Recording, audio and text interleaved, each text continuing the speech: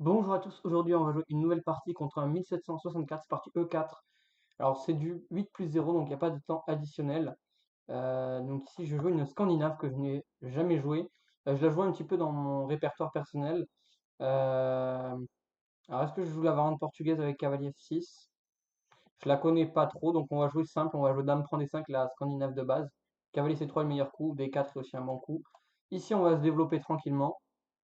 Un jour, il va devoir jouer C4 ou cavalier C3 pour profiter de mon temps de développement de la dame. Et ici, on met la dame en A5. Alors, j'ai pas trop d'expérience parce que ce qui me fait chier, c'est sur fou des deux. Je sais pas trop comment il faut réagir. Cavalier F3. Alors, est-ce que je joue fou G4 ou fou F5? J'ai envie de jouer fou F5.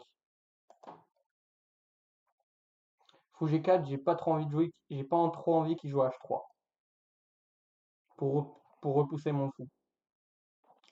A3, c'est pas un coup que j'avais vu. Bah, s'il joue B4, il n'y a pas de souci. Déjà, je vais jouer ma variante avec C6. Comme ça, si je joue B4, je peux directement replacer ma dame en C7.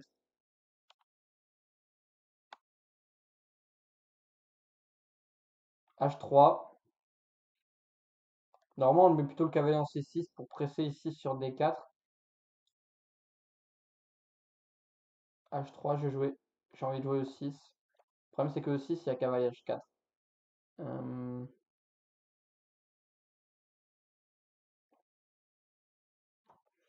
Mais si je joue pas E6, si je joue cavalier D7, il y a quand même cavalier H4.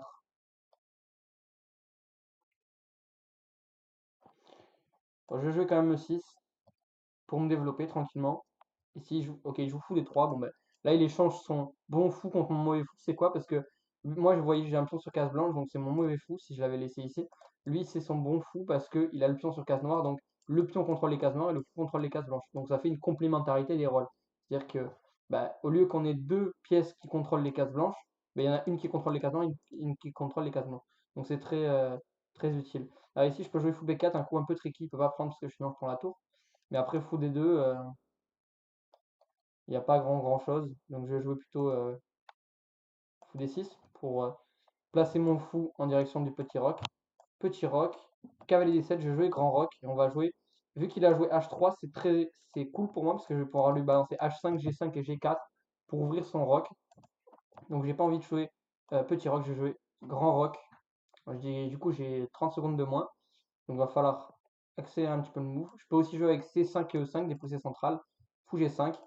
Là je joue H6 pour repousser son fou. S'il me laisse jouer, s'il joue fou H4, je joue G5 quasiment sans hésiter pour prendre de l'espace et commencer à attaquer son roi. Fou E3, alors je peux jouer E5, c'est un plan plutôt central. Mais moi j'aime bien les attaques sur le roi, donc j'ai joué un truc un peu plus agressif avec G5 pour essayer d'attaquer son roi. Là, les attaques avec H6, G5, ça m'a beaucoup réussi, surtout à ce niveau-là. En général, on défend mal à ce niveau-là. Plutôt qu'une simple poussée de 5 qui joue fou des deux, il menace peut-être une découverte avec cavalier des 5, donc je vais placer madame en C7 tranquillement, à l'abri. J'ai préféré que ce soit mon fou qui sera en B8. J'aurais peut-être dû jouer fou B8 pour dame C7, mais au moins j'ai une batterie ici. Et je vais pouvoir essayer de préparer, de consolider mon pion G5 et ensuite de jouer H5 et G4, voire même G4 directement.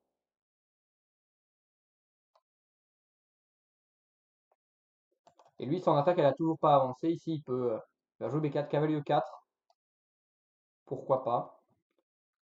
J'ai envie de prendre E4 et de jouer cavalier F6 pour attaquer la pièce qui viendra en E4. Ok, certes, il me force un échange de pièces. Donc autant que ce soit à mon avantage de replacer un cavalier qui était très mal placé contre un cavalier qui était pas trop mal. Dame E4. Alors j'avais envie de jouer F5, mais il y a dame prend F6, donc cavalier F6. Je ramène une pièce vers le roi et en même temps je gagne un temps sur la dame. Du coup, dame D3. Alors je peux toujours jouer avec E5, mais peut-être essayer de jouer avec H5, G4, peut-être avec G4 peut-être. Est-ce que je joue G4? Je vais envoyer G4. Je vais commencer à profiter de son pion H3. Comme ça, je viens commencer à ouvrir un peu son roc. Je vais peut-être essayer de jouer H5, H4, H3 pour essayer d'ouvrir complètement son roc. Il joue G3. Où ça pue cette histoire? Parce qu'il y a fou prend déjà, puis on prend dame prend avec le mat en F2. S'il joue roi H1, J'ai au minimum la perpétuelle, donc là je suis obligé de tenter fou prend G3. Même si cavalier prend F2 était très intéressant aussi avec fou prend G3 derrière. Et le pion passé H, mais j'aurais donné quand même 2 pièces pour la tour. Donc je suis pas sûr. J'ai à minima la perpétuelle ici avec dame G3, dame H3. Donc on va voir après est-ce que j'ai assez de matériel. Peut-être que je peux ramener genre tour DG8 ou peut-être le pion H aussi, même si c'est un peu lent. Donc là il est en train de réfléchir. Sur pion prend au cas où il y a dame prend G3. Sur roi F1 c'est dame F2 mat, le cavalier et la dame qui arrive. Et sur roi H1, déjà j'ai cavalier F2, fourchette, voilà, tout simplement. J'ai même pas calculé, je me suis dit fou prend G3, c'est. Donc c'est terminé quoi en gros, parce que là je vais pouvoir manger en F2. Si je joue fou E3, je peux manger ici en E3. Là c'est terminé, j'ai gagné un pion, son roi est vachement faible, je vais pouvoir jouer par exemple tour G8 et lui attaquer ici. Regarde, il y a 3 pièces qui attaquent, une autre qui peut attaquer, une autre qui peut attaquer encore une fois, c'est terminé. J'avais les noirs, donc E4, D5, scandinave, dame prend. Alors ici il y a plusieurs variantes. Ici on a par exemple cavalier F6 qui s'appelle la portugaise. Soit les blancs jouent du coup D4 et après cavalier prend C4, on transpose dans les principales variantes de la scandinave. C'est juste que la dame est en D8 au lieu d'être en A5. Après cavalier F6, par exemple cavalier C3, on retranspose dans les mêmes variantes. C'est juste que la dame elle est pas en A5, elle est en D8. Elle n'a pas perdu de temps. Donc voilà. Sinon, c'est pas sur D4, sinon il y a C4 qui est un bon coup pour tenir le pion D5.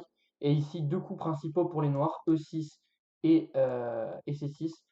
Par exemple, sur C6, je vous montre, on peut jouer D4 et sur C prend, jouer du coup une attaque Panov euh, avec les blancs. Je ne sais pas si vous connaissez dans la carocane. Il me semble que par exemple E6, D4, D5, ici ça doit être prise, prise et C4, ça c'est l'attaque Panov pour venir prendre énormément d'espace au centre. Et ça continue avec cavalier F6, cavalier C3 et on retranspose dans exactement la même variante qu'on avait juste avant. Regardez ici. C'est juste qu'il n'y a pas le pion en D5. Non, pardon, dans cette variante-là. Vous voyez, cette variante-là, c'est exactement la même que celle-là. C'est juste que j'ai pas mis le cavalier encore en C3. Voilà. Comme ça. Ça retranspose exactement dans les mêmes variantes. Vous voyez. Ensuite, du coup, D4, cavalier F6, on se développe, cavalier C3, la dame vient en A5. Il y a les variantes où la dame vient en D8. Il y a même des variantes où la dame peut venir en D6. Déjà, il contrôle les poussées C5 et E5, donc c'est utile. Mais ça bloque un peu le fou, donc c'est un petit peu embêtant. Dame A5, ça vient clouer ici le cavalier.